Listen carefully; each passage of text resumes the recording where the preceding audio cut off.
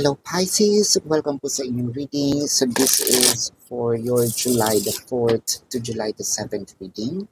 So para po sa mga bago, don't forget to click the subscribe button, smash the like button, comment below kung kayo po yung nakaka-resonate, and hit the notification bell. Kung gusto niyo po ng dalawang reading sa akin, meron po tayo dun sa kabilang channel, that is Babaylan TV. No?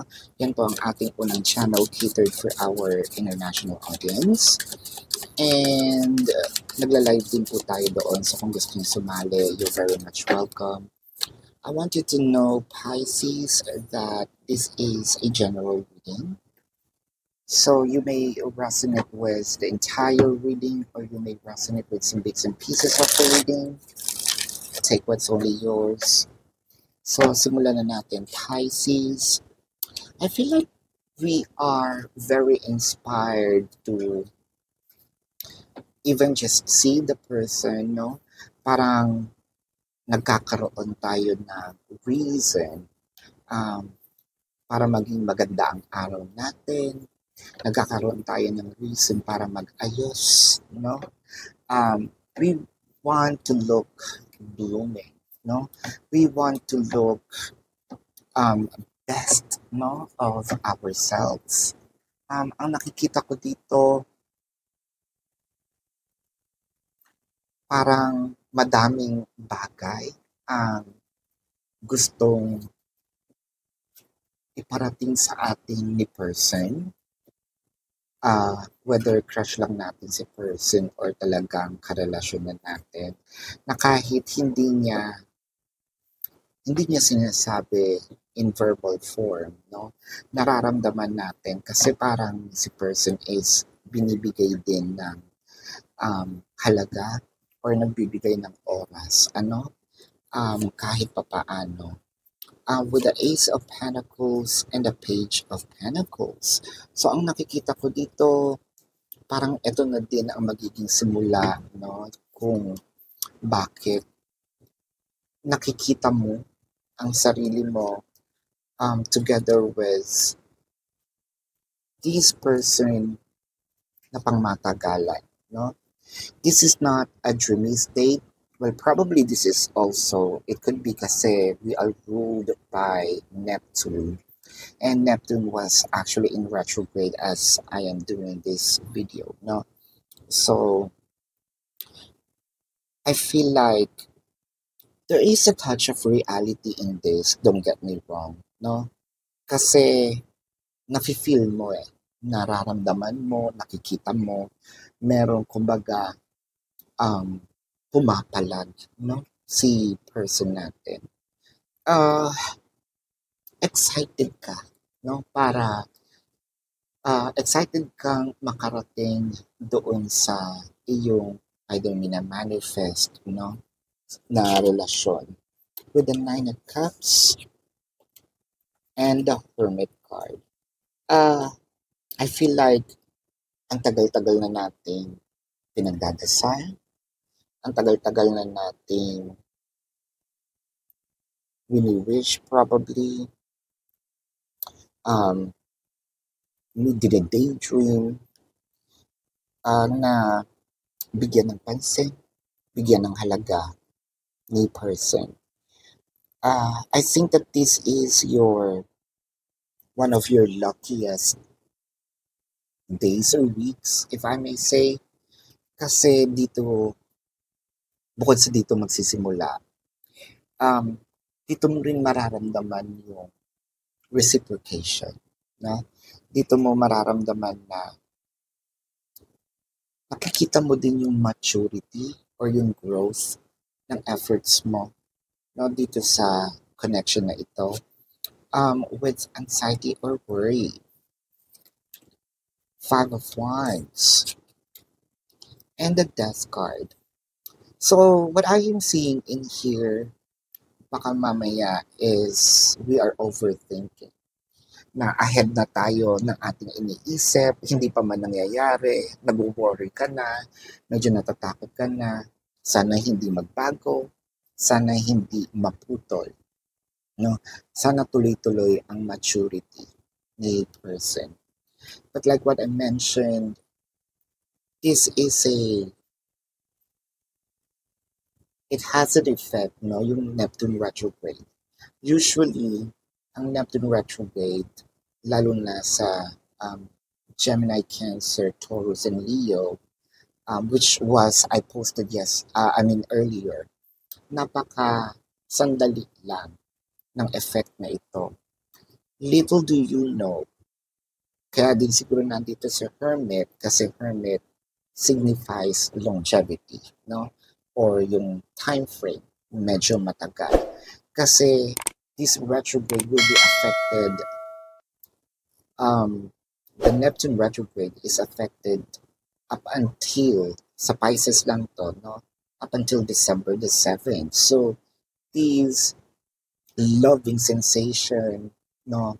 Huwag na tayong masyadong mag-alala. Kasi, I feel like, habang tumatagal, nagkakaroon at magkakaroon ng enlightenment si person. The Five of Wands, the Five of Cups, and the Wheel of Fortune, no? Sabihin natin may mga fluctuations, yes, pero more on giving, more on submitting, more on expressions, no? Meron akong word na gustong makuha eh. Nasa tip na siya ng aking dila, no? Yung parang yung abundance niya is more of a bibigay, no? Generous, there you go, no? With the Ten of Pentacles and the Strength card, siguro kahit wala kang gawin dito na masyado, magiging abundant si person. So siguro susundot-sundutan mo na lang siya kapag nakikita mo ay medyo bumabagal yung takbo, no? Pero apart from that, nagiging dire-diretso ito. So, ano pa nga bang sasabihin ko kundi congratulations, no? Meron na naman po na bagong jowa, no? Or magiging bagong jowa.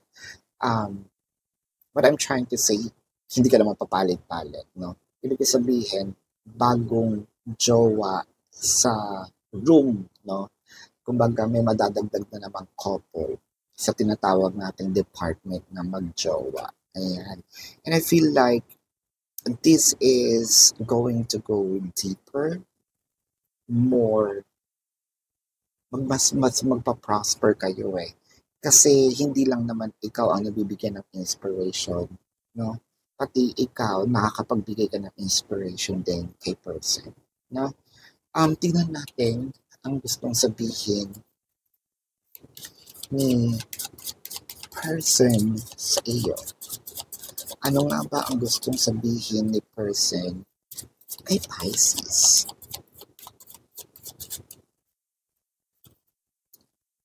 I want to fall asleep next to you. Ayan.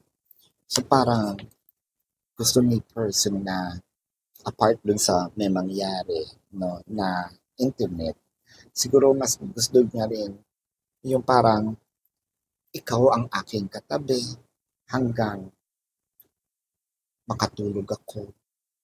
Gusto kong ikaw ang nakikita pagdilat ng mata ko, no? So napaka-sweet, napaka-poetic, and parang Pisces, parang mawiwili tayo dito sa ganitong sitwasyon na parang masyado tayong maipapamper, no?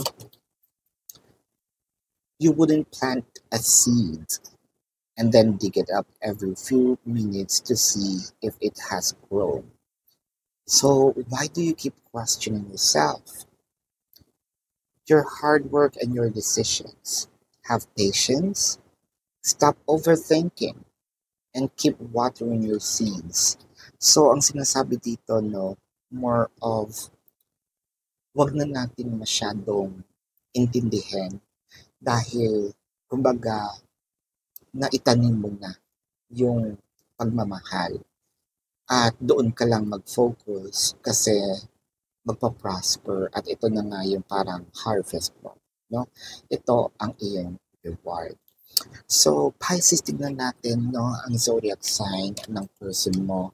What I am seeing in here is baka kapwa Pisces ito, No, Leo, Taurus, Scorpio, uh, Virgo, Capricorn, Cancer. Virgo, napaka-dominant. So this is your reading again. At para po sa mga bago, don't forget to click the subscribe button, smash the like button, comment below kung kayo po ay nakaka-resonate, and hit the notification bell. Kung gusto niyo pong sumali sa ating live session sa kabilang channel po yun, that is Babaylan TV. No? May mga lang meeting din po tayo doon. At promise ko po moving forward, magpo-post na rin po tayo ng mga regular videos, no, doon po sa ating Babaylan TV channel. And Pisces, you're very much welcome to join the live sessions. Kung hindi nyo po maabutan, pwede po kayong magtanong dito sa comment section as long as the question is answerable by yes or no. And kung feeling nyo hindi po kayo masasatisfy sa yes or no na sagot, sa description box po, meron po dong link. All you have to do is to either click the link or copy the link. You will be routed to my website, no? At nandun po yung lahat ng ating information, how much per questions, the mode of payment, no? The QR codes. I also created a promotion of 4 questions plus 1. So, napaka-discounted na po nun. And kung gusto nyo rin pong mag-avail ng ating private reading, dun din po yan sa description box. Pakicheck na lang po yung information. So, this is your reading again, Pisces. Love and light to you. Namaste. See you po sa susunod na reading. Goodbye. You want the best of my heart, you just